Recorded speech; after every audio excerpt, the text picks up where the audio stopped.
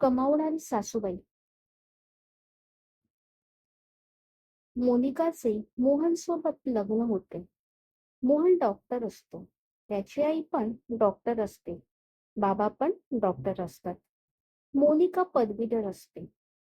ती आणि मोहन लहानपणापासून एकाच शाळेत असतात. नंतर मोहन बाहेर शिकायला जातो आणि डॉक्टर होतो. मोनिकाला नोकरी करायला आवडत नसते. त्यामुळे ती घरीच असते. ती आपल्या कला जोपासत असते. तिला डान्सची खूप आवड असते. त्यामुळे ती तिला वाटते तेच करत. तिच्या घरचे पण तिला नोकरीसाठी दबाव टाकत नसे. कारण ती घरी पण सर्वांची लाडकी होती. तिचे मोहनसोबत प्रेम आहे हे घरी पण माहीत होते. मोहन चांगला व्यक्ती आहे. तो आपल्या मुलीला सुखात ठेवेल हे सर्वांना माहीत होते. मोहन खूप श्रीमंत असतो, पण मोनिका मात्र सर्वसामान्य कुटुंबातील होती. त्यामुळे त्याच्या आईला हे लग्न मान्य नव्हते.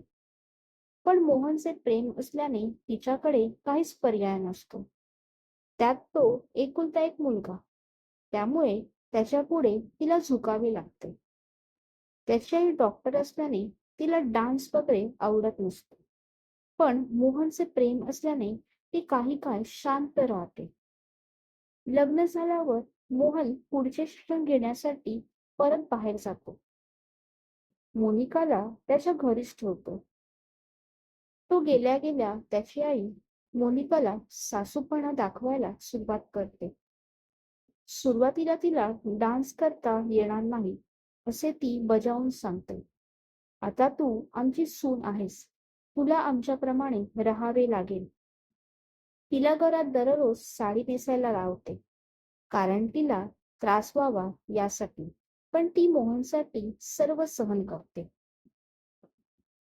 घरातील मोलकरीण काढून टाकते आणि सर्व कामे तिच्याकडून करून घेईल, जेणेकरून ती कंटाळून निघून जाईल. पण ती जिद्दी असते. ती कोणत्याच कामाला नाही म्हणत नसेल. एकदा अचानक मोहन घरी मोनिकाला सरप्राईज देण्यासाठी येतो. तेव्हा ती घरात साडी नेसून सर्व कामे करत असते. हे बघून तो आश्चर्यचकित होतो. तो तिच्या समोर येत नाही. लपून सर्व बघत असतो.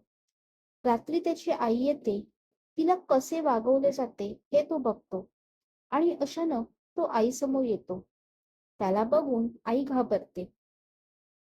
तेव्हा त्याची आई नाटक करते. मोनिकाला सर्व घरची कामे करायची आहेत.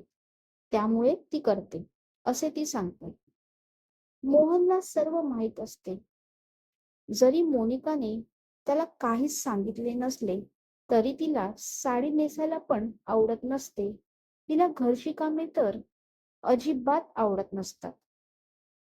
त्यामुळे तो मोनिकाला विचारतो. ती काहीच बोलत नाही. तो लगेच त्याच्याबरोबर तिला घेऊन जातो. त्याचे शिक्षण पूर्ण झाल्यावर ते घरी येतात. तेव्हा मोहन त्याच्या आईला समजावतो. जर तू ऐकणार नसशील तर मी वेगळा होईल. त्यानंतर त्याची आई त्याचे म्हणणे ऐकते आणि नंतर मोनिका आपली डान्सची कला पुढे जोपासते. नंतर ती स्वतःचा डान्स क्लास टाकते आणि मोठी डान्सर होते.